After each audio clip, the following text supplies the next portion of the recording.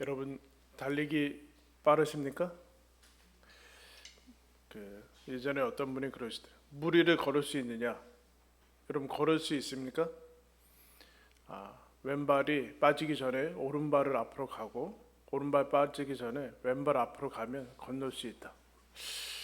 그럴듯하죠? 근데 여러분 빠르게 문제가 아니라 무게의 문제겠죠. 누구나 다 물에 빠지는 것이 정상이죠. 물에 빠지지 않으면 그럼 죽은 거죠. 그죠? 사람이 물에 뜨면 별로 좋지 않고 수영을 배우는 그런 기술들이 있습니다.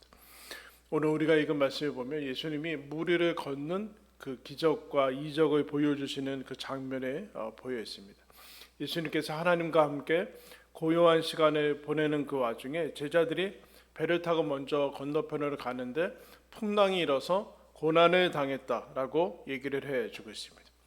예수님이 물 위를 걸어오셨다라는 얘기는 어떤 것을 의미하는가? 우리가 잘 알다시피 계속해서 예수님은 여러 가지 기적들, 그리고 오병이어 기적, 그리고 오늘의 모습은 물 위를 걸어오는 기적을 통해서 예수님이 메시아다라는 사실을, 성자 하나님이다라는 사실을 제자들한테 계속해서 알려주고 있습니다.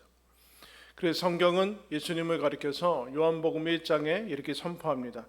태초에 말씀이 계시니라. 이 말씀이 하나님과 함께 계셨으니 이 말씀은 곧 하나님이시니라.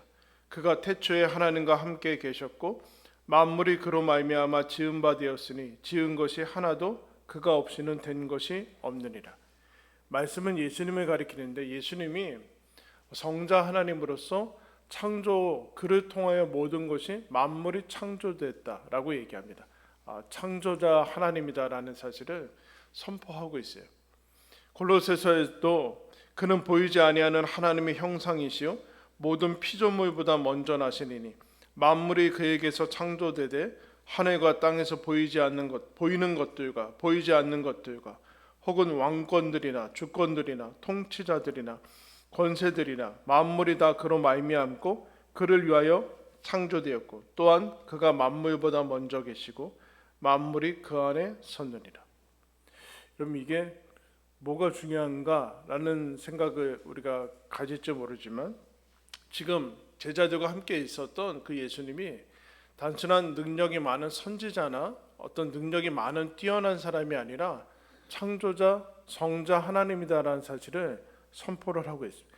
그러니까 신이 지금 그들과 함께 있는 거예요. 하나님이, 메시아가 하나님이 함께 하고 있다는 사실을 이제 얘기를 하는 거죠. 그래서 여러분 오늘 우리가 읽은 말씀에 보면 33절에 이 본문을 이렇게 결론을 내리고 있습니다.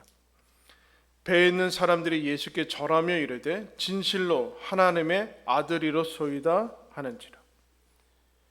근데 여러분 그러니까 하나님의 아들, 물 위를 걸으시는 모습을 보고 하나님의 아들이다라는 것을 얘기하는데, 근데 그 과정이 이게 과연 무슨 뜻인가? 하나님의 아들이라는 뜻이 무슨 뜻인가?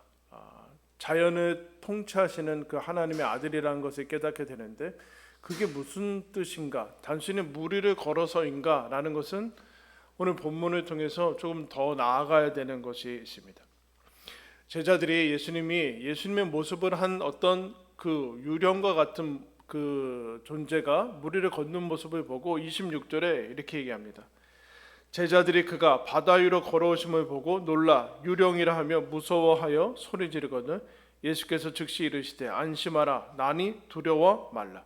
여러분 유령이다 당연한 거죠. 여러분 사람은 걸을 수 없잖아요. 그러니까 사람 아닌 다른 존재다라고 얘기하고 있는데 그러면 여러분 왜 이 제자들은 예수님의 모습을 보고 무서워했을까요? 놀라는 정도를 넘어서 왜 무서워했을까요? 무슨 뜻일까요? 이런 거죠. 지금 우리가 보고 있는 분은 예수님이 분명한데 근데 이분은 우리랑 같이 있던 분은 아니다 라는 뜻이에요. 그래서 놀라는 거예요.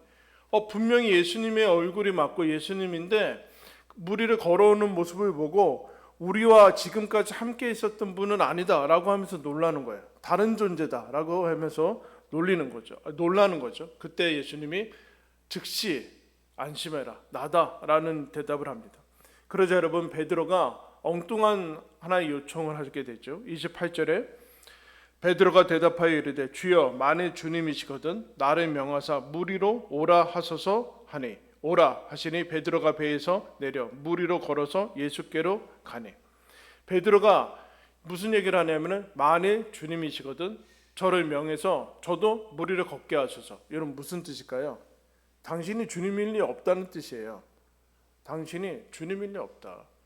우리와 동일한 육체를 가지신 예수님은 물 위를 걸을 수 없고 우리와 그렇게 여태까지 그런 모습을 보인 적이 없다라는, 그러니까 말도 안 되는 불가능한 명령을, 불가능한 요청을 하는 거예요. 그럴 리 없으니까 되지도 않는 불가능한 것을 요청합니다. 나도 그러면 물 위를 걷게 해주십시오. 그러니까 예수님 바로 오라. 베드로가 그 말씀에 힘입어 물 위를 걷는 그런 기적에 동참하게 됩니다. 근데 곧이어 베드로가 여러분 물에 빠지죠. 왜 빠집니까? 30절에 바람을 보고 무서워 빠지는지라 소리질러 이르되 주여 나를 구원하소서 하니 예수께서 즉시 손을 내밀어 그를 붙잡으시며 이르시되 믿음이 작은 자여 왜 의심하였느냐 하시고. 이런 빠지는 이유가 뭐예요? 베드로가 갑자기 바람을 보고 무서워했다고 얘기해요. 여러분 근데 지금 예수님이 이 제자들이 어떤 상황이었습니까? 풍랑이 이미 일어가지고 고난 가운데 대단히 곤란한 가운데 있는 상황에서 예수님이 오시는데, 즉 베드로가 걷기 시작할 때는 풍랑이 일고 있었던 때입니다. 그러니까 풍랑이 잦아들어가지고 베드로가 걷기 시작한 것이 아니라 풍랑 가운데서 걷는데 갑자기 여러분 지금까지 있었던 풍랑이 갑자기 무서워지는 것은 넌센스죠, 여러분. 사실은. 그러니까 그것 때문에 풍랑 중이었는데 원래 있었던 바람이 무서워졌다라는 것은 이제 아니죠. 그러니까 예수님 쪽에서 어떤 일이 일어난 것이 아니라 베드로 쪽에서 일어났는데 예수님이 뭐라고 했는가? 이렇게 얘기합니다. 그 원인은 풍랑의 유무가 아니라는 거죠. 그러니까 빠지고 걷고 하는 것을 예수님처럼 살아가고 예수님처럼 살지 못하는 것은 풍랑이나 조건의 유무가 아니라 베드로야 너에게 문제가 생겼다. 그렇게 얘기합니다. 그러면서 이렇게 설명합니다. 믿음이 작은 자여 왜 의심하였느냐. 본문 그대로 얘기하면 믿음이라는 것은 의심하지 않는 건데 믿음이 작아지는 것, 갑자기 쪼그라들고 줄어들어서 그 기능을 하지 못하는 것은 의심이다라고 얘기를 하고 있습니다. 베드로가 여러분 물 위를 걸을 수 있습니까? 걸을 수 없죠. 근데 걸을 수 있었던 것은 예수님의 그 말씀에 힘입어서 그 말씀에 사실은 올라타가지고 걸을 수 있었던 거죠. 그러니까 예수님의 말씀을 믿었을 뿐만 아니라 그 말씀을 하신 예수님에 대한 신뢰, 의지, 전적인 의탁이 있었기 때문에 걸은 것을 상징해주고 있습니다. 그런데 다시 빠지는 이유는 즉 예수님의 말씀에 대한 의심이, 그리고 예수님 존재에 대한 의심이죠. 이분 우리랑 같이 있었던 분인데. 그래서 여러분 여기서 나타내 주는 것은 믿음이라는 것, 결국엔 하나님, 예수 그리스도에 대한 예수 그리스도에 대한 그 마음인데, 그것이 크면 풍랑은 잦아들 거예요. 작아질 거예요. 보이지 않게 될 거예요. 풍랑은 별로 신경 쓰지 않게 될 거예요. 근데 우리가 살아가면서 세상이 크게 보일 때는 언제나 하나님은 작아져 있어요. 하나님이 이 문제를 해결할 수 없다라는 생각들과 함께 이 문제가 내 삶을 전체를 뒤집어 엎을 거라는 그런 근거 없는 공포와 두려움에 사로잡히죠. 그때 분명한 것은 믿음이 작아져 있어요. 근데 그전에는 커 있었거든요. 왜 그랬는가? 풍랑이 없어서 믿음이 큰 거 아니라니까요. 인생에 문제가 없어서 내가 믿음이 좋아졌다는 것이 아니라 하나님에 대한 마음들이 여러분 지금 작아졌기 때문에 그렇습니다. 그러므로 믿음과 이 세상은 언제나 반비례하게 되어 있어요. 믿음이 커지고 강해지면 세상은 작아 보이는 거예요. 그러나 믿음이 줄어들면 세상이 언제나 커 보이는 거예요. 그 모습을 여러분 얘기를 하고 있습니다. 그리스도인의 삶의 비밀인 믿음이 작아지고 줄어들자 그 능력이 여러분 차단되는 것을 여러분 보게 됩니다. 근데 여러분 아까도 얘기했지만 베드로는 왜 갑자기 무슨 의심을 했을까요? 예수님에 대해서 이런 얘기하는 거죠. 우리랑 같이 밥 먹고 주무시고 말씀하시고 우리랑 똑같은 인간이었던 이분이 정말 창조주 하나님이라는 말인가? 오병이어도 놀라운데 물 위를 걷는다는 말인가? 이거 말도 안 되는 거다라고 지금 이거 받아들이지 못하는 거예요. 이분이 걷는 것뿐만 아니라 나도 여기에 동참해가지고 물 위를 걷는 이 말도 안 되는 것을 하고 있구나라고 갑자기 현실 자각을 하게 되는 거죠. 하나님 없는, 그래서 여러분 살다 보면은 하나님 없는 현실 자각이 마치 이성적이고 정상적인 것처럼 우리도 살아갈 때가 있어요. 허황돼 보이고 믿음이 허황돼 보이고 하나님의 약속은 현실적이지 않아 보여서 그냥 보이고 지금 조건과 상황과 문제가 이것이 마치 전부인 것처럼 할 때가 많은데 그렇지 않다. 지금 베드로가 그것 가지고 놀라고 있어요. 근데 베드로는 참 대단하죠. 빠지니까 또 뭐라고 합니까? 30절에 소리질러 이르되 주여 나를 구원하소서. 이렇게 빠져가니까 나 좀 도와주소서. 그때 여러분 예수님이라면 어떻게 하겠어요? 좀 물 좀 먹고 빠져서 허우적거리고 그래야 되는데 31절에 뭐라고 합니까? 예수께서 어떻게 해요?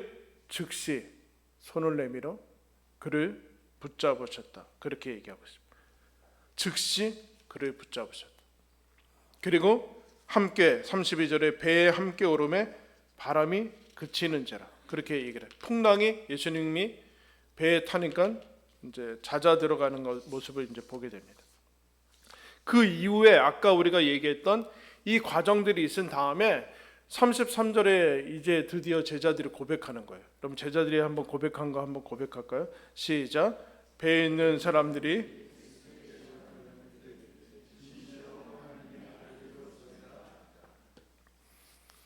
여러분 이것은 단순히 예수님이 물 위를 걸어온 모습을 보고 당신은 창조주 하나님입니다.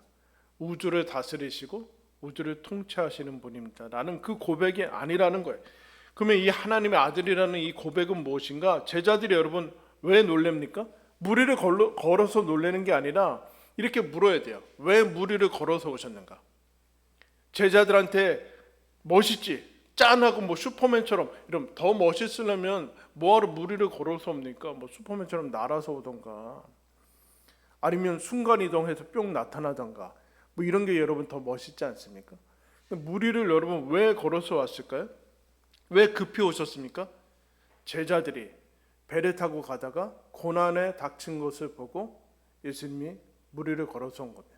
멋지게 보이려고 하는 것이 아니라 나 물 위도 걸을 수 있다 그렇게 보여주려고 하는 것이 아니라 지금 제자들의 고난에 우리나라 표현으로 쓰면은 신발 벗어지도록 달려왔다 그 얘기하는 거예요. 버선이 벗어지고 우리 옛날에 어머니처럼 양말이 벗어질 정도로 아니 신발이 무엇이 짝짝이로 신었는지도 모르고 우리 제자들의 고난 가운데 그렇게 헐레벌떡 달려오셨다라는 얘기를 하고 싶은 거예요.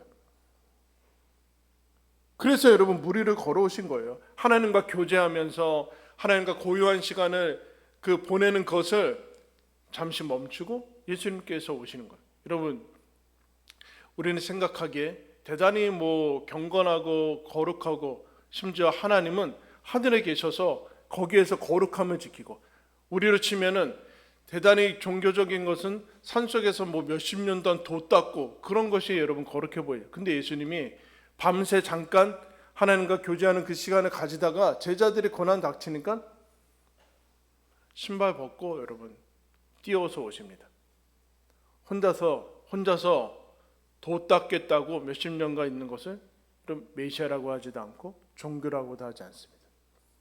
멋있죠. 시중에 그런 종교들이 있는데 여러분 우리가 믿는 하나님이 보내주신 메시아는 산속에 처박혀서 몇십 년간 3년 동안 도 닦아가지고 우리한테 광명을 주시는 분이 아니라 하나님과 교제의 시간을 양보하지 않지만 그러나 고난 닥칠 때 제자들이 여러분 양말 벗어지도록 물 위를 걸어서라도 오시는 분이 우리가 믿고 있는 예수 그리스도다라는 것이 여러분 이 하나님의 아들에 담겨 있는 거예요. 그 물 위를 걷는 사건이 사건보다 훨씬 중요하죠. 그래서 여러분 무슨 얘기합니까?